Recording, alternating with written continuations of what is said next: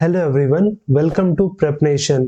तो आज हम इस लेक्चर में कवर करेंगे 6 जनवरी के मोस्ट इंपॉर्टेंट करंट अफेयर्स के क्वेश्चन और उनसे जुड़े स्टैटिक जीके। तो चलिए फिर बिना समय गवाए वीडियो को स्टार्ट करते हैं, जिसमें पहला क्वेश्चन है, India's first underwater metro service in which city is expected to be completed by December 2023। भारत की पहली अंडर वाटर मेट्रो सेवा किस शहर में दिसंबर 2023 तक पूरी होने की उम्मीद है? तो जो भारत का पहला अंडर वाटर मेट्रो सर्विस है उसे कंस्ट्रक्ट किया जा रहा है ऑप्शन डी कलकत्ता में, ऑप्शन डी कोलकाता। तो ये भारत का पहला अंडर वाटर मेट्रो सर्विस होगा जो आता है ईस्ट वेस्ट मेट्रो कॉरिडोर के तहत, और वहीं इस मेट्रो का काम दिसंबर 2023 तक कंप्लीट हो जाएगा। वहीं ये अंडर वाटर मेट्रो जो है वो हुगली नदी के अंदर बना हुआ है जो कनेक्ट करेगा सॉल्ट लेक और हावड़ा को। वहीं इस प्रोजेक्ट पे काम कर रहा है कोलकाता मेट्रो रेल कॉरपोरेशन। और वहीं इसके साथ ही जो भारत का पहला मेट्रो रेल सिस्टम था वो भी कलकत्ता मेट्रो था, जो चालू हुआ था 1984 को, और ये चलता था दमदम से लेकर टॉलीगंज तक। और वहीं मेट्रो से रिलेटेड कुछ और स्टैटिक जीके है, जैसे कि भारत का लार्जेस्ट मेट्रो कौन है, तो वो है दिल्ली मेट्रो। और वहीं अगर आपसे पूछ ले एग्जाम में कि भारत का स्मॉलेस्ट मेट्रो कौन है, तो वो है Ahmedabad metro. Centre has approved Kalasa Banduri project in which state. केंद्र ने किस राज्य में कलासा बंदूरी परियोजना को मंजूरी दी है? तो दिया है ऑप्शन बी कर्नाटक राज्य ने, ऑप्शन बी कर्नाटक। वहीं कर्नाटक के सीएम की बात करें तो वो है बसवराज बोम्मई, और वहीं वहां के गवर्नर है Thawarchand Gehlot. With which of the following has the Tribal Affairs Ministry collaborated for Future Engineer Program? निम्नलिखित में से किसके साथ जनजातीय मामलों के मंत्रालय ने भविष्य के इंजीनियर कार्यक्रम के लिए सहयोग किया है? तो ये जो कोलैबोरेशन हुआ है वो ऑप्शन सी अमेजोन के साथ हुआ है, ऑप्शन सी अमेजोन इसका सही आंसर है।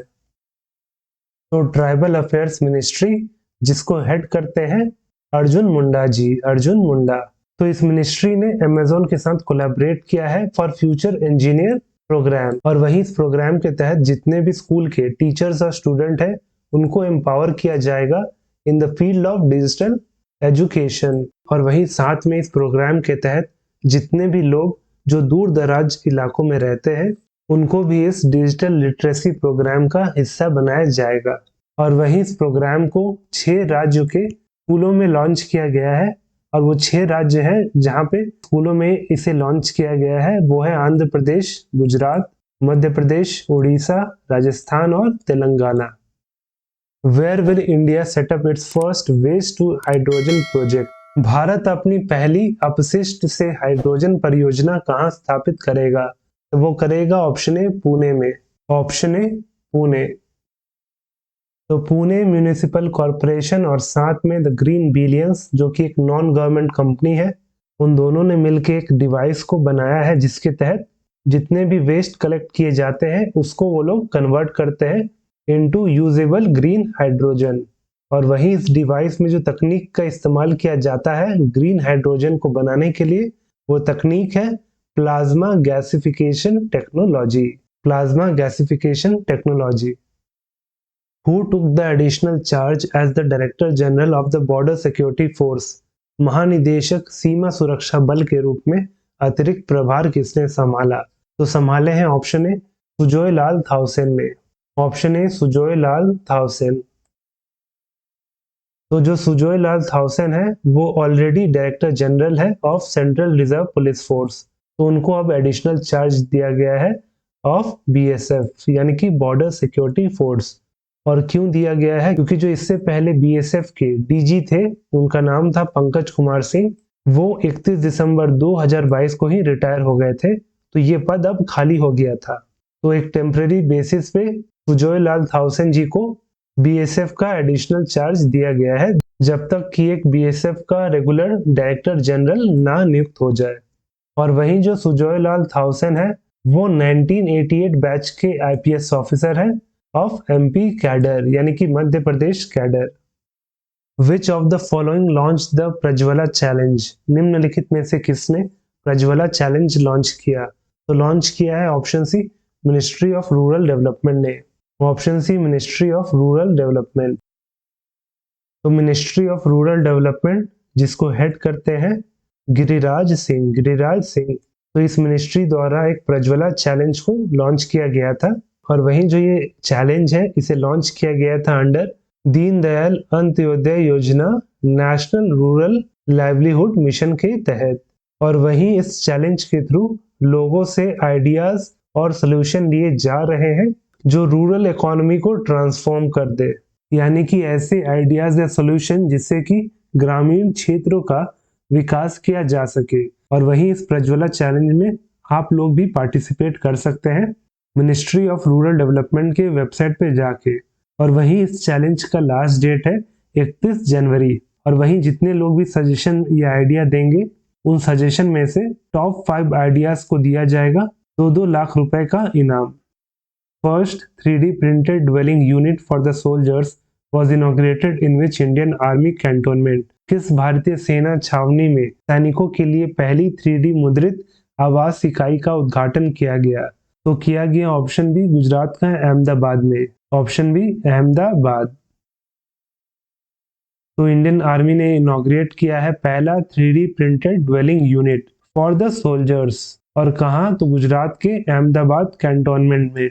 और वहीं इस यूनिट को कंस्ट्रक्ट किया है मिलिट्री इंजीनियरिंग सर्विसेज और वहीं इसका साथ दिया है माइकॉप प्राइवेट लिमिटेड ने। और आप यहाँ फोटो में इस ड्वेलिंग यूनिट का देख सकते हैं। और वही जो ये कंस्ट्रक्शन यूनिट है वो 71 स्क्वायर मीटर एरिया का है और वहीं इसे बनाने में 12 हफ्ते का समय लगा। और वहीं इस यूनिट को 3D प्रिंटेड फाउंडेशन का इस्तेमाल करके बनाया गया था।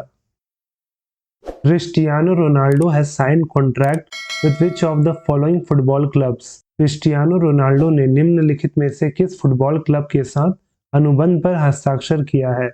तो कॉन्ट्रैक्ट साइन किया है option C Al Nassr football club के साथ। Option C Al Nassr football club. तो Portuguese football player Cristiano Ronaldo ने साइन किया है एक 2.5 ईयर का contract with Saudi Arabian club Al Nasar.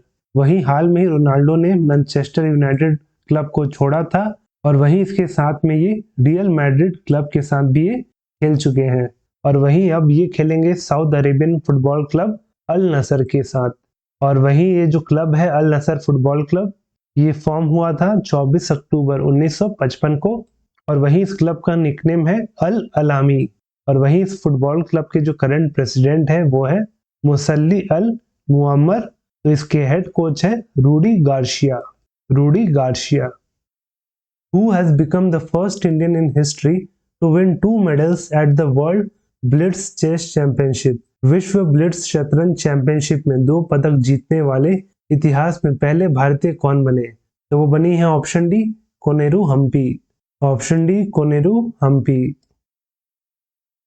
Farmer world rapid chess championship Koneru Humpy ने दूसरी बार ये मेडल जीता है। पहली बार इन्होंने वर्ष 2019 में जीता था और इस बार इन्होंने भारत के लिए पहला सिल्वर मेडल जीता है in the world blitz chess championship जिसका आयोजन हो रहा था कजाकिस्तान के अलमाटी में। और वहीं इन्होंने 17th और फाइनल राउंड में हराया चाइना की जोंगी टैन को।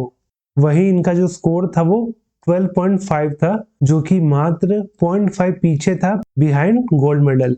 वरना अगर ये 13 पॉइंट स्कोर करती तो इनके पास गोल्ड मेडल होता।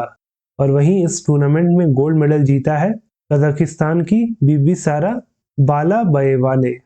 और वहीं ये भारत से दूसरी चेस प्लेयर है जिसने वर्ल्ड ब्लिट्स में मेडल जीता हो। इससे पहले इस टूर्नामेंट में विश्वनाथ आनंद जी ने मेडल जीता था। वहीं इसके साथ एक और फैक्ट आपको याद रखना है कि वर्ष 2002 में ये बनी थी youngest women to achieve the title of grand master. और वो ग्रैंड मास्टर बनी थी मात्र 15 वर्ष की आयु में।